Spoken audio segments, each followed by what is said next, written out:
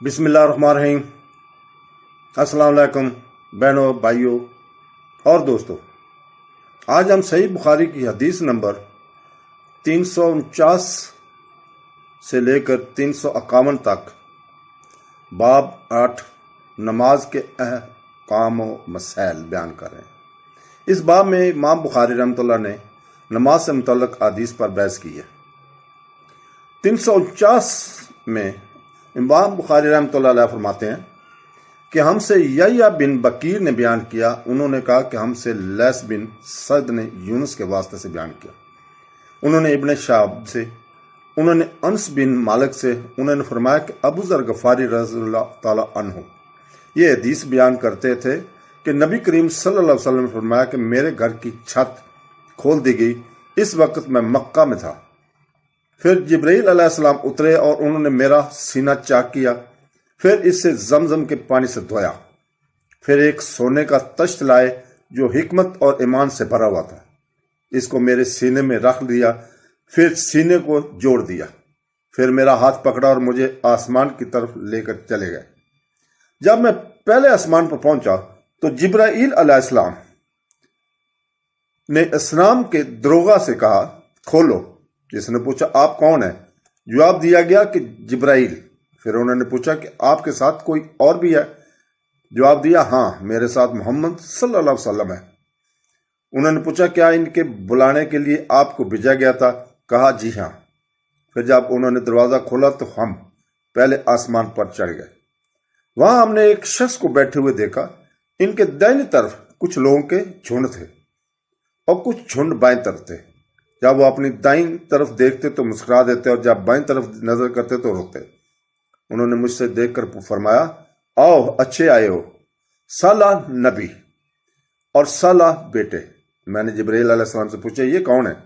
उन्होंने कहा, ये आदम अलैहिस्सलाम है और इनके बाएं दाएं जो झुंड है ये इनके बेटों के रूहें हैं। जो झुंड दाएं तरफ है वो जन्नती हैं और बाएं तरफ के झुंड दोस्त की रूहें हैं। इसलिए वो जो अपने दाएं तरफ देखते हैं तो खुशी से मुस्कुराते हैं और जब बाएं तरफ देखते हैं तो वो रंज से रोते हैं। फिर जिब्रील अलैहिस्सलाम मुझे लेकर दूसरे आसमान तक पहुंचे और इसके दरोगा से कहा कि खोलो। इस आसमान के दरोगा ने भी पहले की तरह पूछा, फिर खोल दिया। अनस ने कहा कि अबू ज़र ने जिक्र किया कि आप सल्लल्लाहु अलैहि वसल्लम, नबी करीम सल्लल्लाहु अलैहि वसल्लम ने आसमान पर आदम, अदरीस, मूसा, ईसा और हजरत इब्राहीम अलैहिस्सलाम को मौजूद पाया। और अबू ज़र रज़ियल्लाहु ताला ने हर एक का ठिकाना नहीं बयान किया, अलबत्ता इतना बयान किया कि नबी करीम सल्लल्लाहु अलैहि वसल्लम ने आदम को पहले आसमान पर पाया और इब्राहीम अलैहिस्सलाम को छठे आसमान पर। अनस ने बयान किया कि जब जिब्राईल अलैहिस्सलाम ने नबी करीम सल्लल्लाहु अलैहि वसल्लम के साथ अदरीस अलैहिस्सलाम पर गुजरे तो उन्होंने फरमाया कि अच्छे आए हो, साला नबी और साला भाई। मैंने पूछा, ये कौन है? जवाब दिया कि ये अदरीस अलैहिस्सलाम। फिर मूसा अलैहिस्सलाम तक पहुंचा तो उन्होंने फरमाया, और अच्छे आए हो, साला नबी और साला भाई। मैंने पूछा, ये कौन है? जिब्रील अलैहिस्सलाम ने बताया कि मूसा अलैहिस्सलाम है।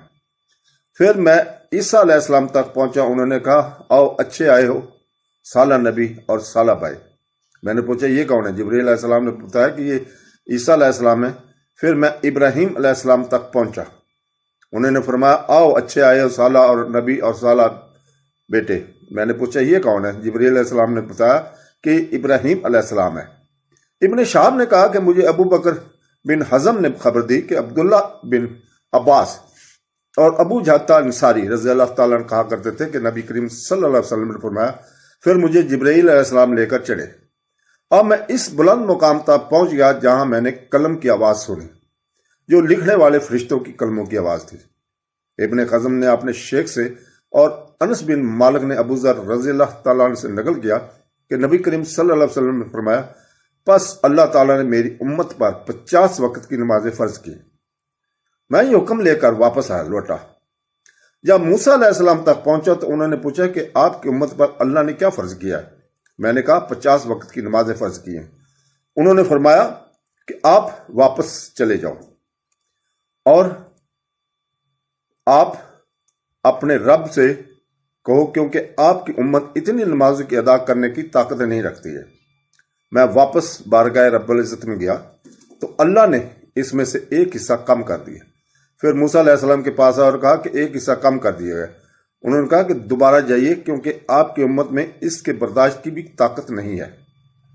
تو دوستو پھر میں حضور پاک صلی اللہ علیہ وسلم فرماتے ہیں کہ پھر میں برگاہ رب العزت میں حاضر ہوا، پھر ایک حصہ کو کم ہوا۔ جب موسیٰ علیہ السلام کے پاس پہنچے تو انہوں نے فرمایا کہ اپنے رب کی بارگاہ میں پھر جائیے کیونکہ آپ کی امت اس کے بھی برداشت نہ کر سکے گی۔ پھر میں بار بار آیا گیا، پس اللہ تعالی نے فرمایا کہ یہ نمازیں عمل میں 5 ہیں اور ثواب میں 50 کے برابر ہیں۔ میری بات بدلی نہیں جاتی۔ اب میں موسیٰ علیہ السلام کے پاس آیا تو انہوں نے پھر کہا کہ اپنے رب کے پاس جائیے، لیکن میں نے کہا مجھے اب اپنے رب سے شرم آتی ہے۔ پھر جبریل علیہ السلام مجھے سدرۃ المنتہا تک لے گئے، جسے کسی طرح کے رنگوں نے ڈھانک رکھا تھا، کئی طرح کے رنگوں نے ڈھانک رکھا تھا، جن کے متعلق مجھے معلوم نہیں ہوا کہ وہ کیا ہے۔ اس کے بعد مجھے جنت میں لے جایا گیا۔ میں نے دیکھا کہ اس میں موتیوں کے ہار ہیں اور اس کی مٹی مشک کی ہے۔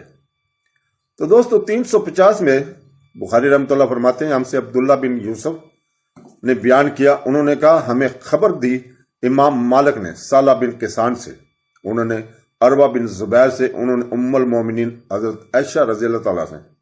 آپ نے فرمایا کہ اللہ تعالیٰ نے پہلے نماز میں 2 رکعت فرض کی تھی، سفر میں بھی اور اقامت کی حالت میں بھی۔ پھر سفر کی نماز تو اپنی اصل حالت پر باقی رکھی گئی اور حالت اقامت کی نمازوں میں زیادتی کر دی گئی۔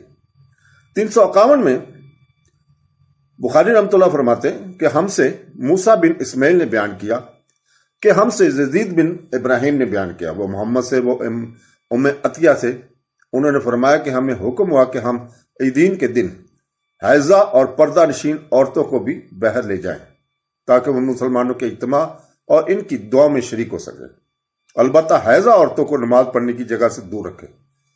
ایک عورت نے کہا یا رسول اللہ، ہمیں بعض عورتیں ایسی بھی ہوتی ہیں جن کے پاس پردہ کرنے کے لیے چادر نہیں ہوتی۔ آپ صلی اللہ علیہ وسلم نے فرمایا کہ اس کے ساتھی عورت اپنی چادر کا ایک حصہ اسے اڑا دے۔ اور عبداللہ بن رجاح نے کہا کہ ہم سے عمران قطان نے بیان کیا کہ ہم سے محمد بن سیرین نے کہا ہم سے ام عطیہ نے، میں نے نبی کریم صلی اللہ علیہ وسلم سے سنا اور یہی حدیث بیان کی۔ تو دوستو اللہ تعالیٰ سے دعا ہے کہ وہ ہمیں سنتے رسول صلی اللہ علیہ وسلم کو پڑھنے، سمجھنے اور اس پر عمل کرنے کی توفیق عطا فرمائے۔ آمین ثم آمین۔ اللہ حافظ۔